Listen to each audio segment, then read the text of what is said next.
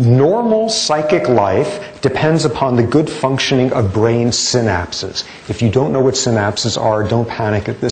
There are ways brain cells connect with each other. Okay, normal psychic life depends on the good functioning of brain synapses, and mental disorders appear as a result of synaptic derangements. Synaptic adjustments will then modify the corresponding ideas and force them into different channels. Using this approach, we obtain cures and improvements, but no failures. Synaptic adjustments. What do you suppose those little old synaptic adjustments are that this guy is referring to? Any guesses? Somebody shout it out. Electroshock therapy. Electroshock therapy, you know, a little synaptic. You wish it were as gentle as electroshock therapy. This is even more dramatic synaptic adjustments. Any other guesses? Yeah, frontal lobotomies. You know, you want to adjust somebody's synapses, so you just like slice off the front third of their brain or so.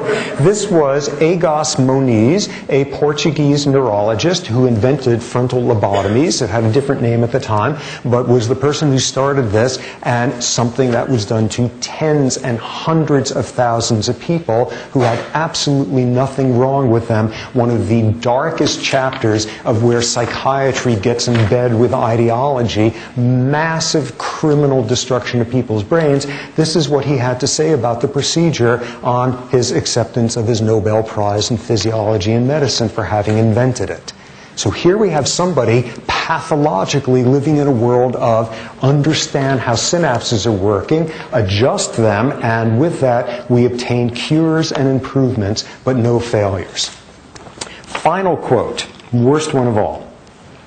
The selection for social utility must be accomplished by some social institution if mankind is not to be ruined by domestication-induced degeneracy. The racial idea as the basis of our state has already accomplished much in this respect. We may and we must rely on the healthy instincts of the best of our people for the extermination of elements of the population loaded with dregs. Anybody want to guess who that was? Hitler. Hitler, that behavioral biologist, he was a little bit busy at the time. This was instead one of Hitler's main scientific propagandists. This was somebody living pathologically in a box that doesn't even exist, having notion of race and ethnicity and genetics and all of that, saying, let me fix that one, let me exterminate the elements of the population loaded with dregs, and I'll fix up that little problem of fixing something that ain't broken. And who was this? This was a scientist named Konrad Lorenz.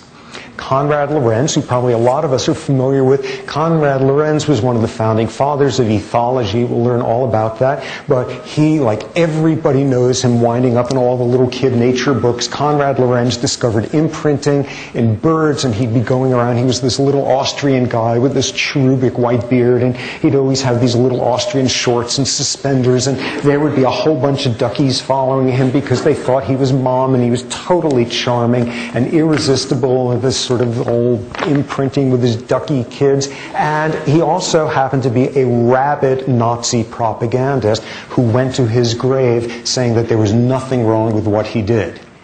These are not crappy fourth-rate scientists. These are not people working at, the University of the Desert of Podunk or whatever. These are among the most influential scientists of the last century. These are people who influenced how people were educated, and when we decided it wasn't worth the effort of doing it, these are people whose influence led to the brains being destroyed of hundreds of thousands of people who had nothing wrong with them.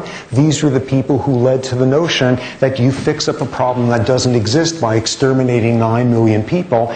These are not minor scientists. These are the most influential people of the last century coming out of science in many ways, living pathologically inside their own buckets and how they could explain the entire world.